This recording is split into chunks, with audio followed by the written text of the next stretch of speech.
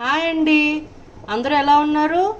ఈరోజు మామిడికాయ పులిహోర ఎలా చేయాలో చెప్తున్నానండి. దానికి కావాల్సిన పదార్థాలు: హాఫ్ టేబుల్ స్పూన్ ఆవాలు, హాఫ్ టేబుల్ స్పూన్ జీలకర్ర, 4 నుంచి 5 పచ్చిమిర్చి చీలికలుగా కట్ చేసుకున్నాను, ఎండుమిరపకాయలు 5 తీసుకున్నానండి, ముక్కలుగా కట్ చేసుకున్నాను, కరివేపాకు 2 రెమ్మలు, మామిడికాయ తురుము 3 మామిడికాయలు అండి, మీడియం సైజ్ మామిడికాయలు, 1 కప్పు ఆయిల్, పల్లీలు ఒక 100 గ్రామ్స్, జీడిపప్పు 100 గ్రామ్స్.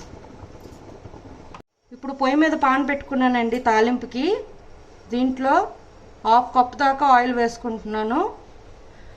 అది వేడెక్కాక మినపప్పు, శనగపప్పు అవి వేగాలండి.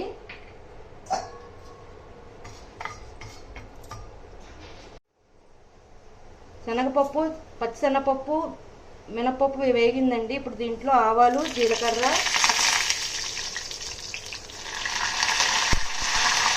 కరివేపాకు, పచ్చిమిర్చి, ఎండుమిర్చి, జీడిపప్పు, పల్లీలు ఇది శుభ్రంగా వేయించుకోవాలండి. దీనిలోనే పసుపు వేసుకుంటున్నానండి కొంచెం.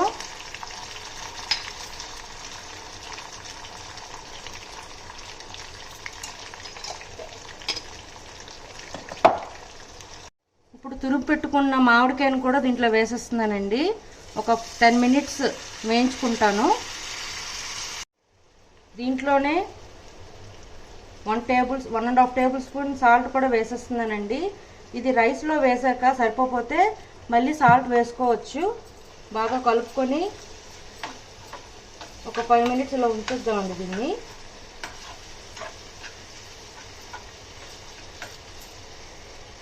ఇదంతా బాగా వేగిందండి. ఇప్పుడు దీన్ని ఆఫ్ చేసేస్తున్నాను.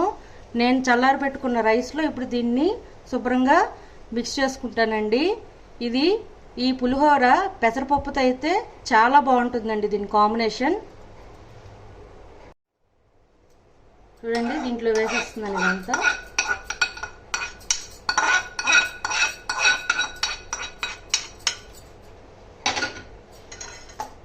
వేసుకొని ఇప్పుడు దీన్ని శుభ్రంగా కలుపుకుందాం.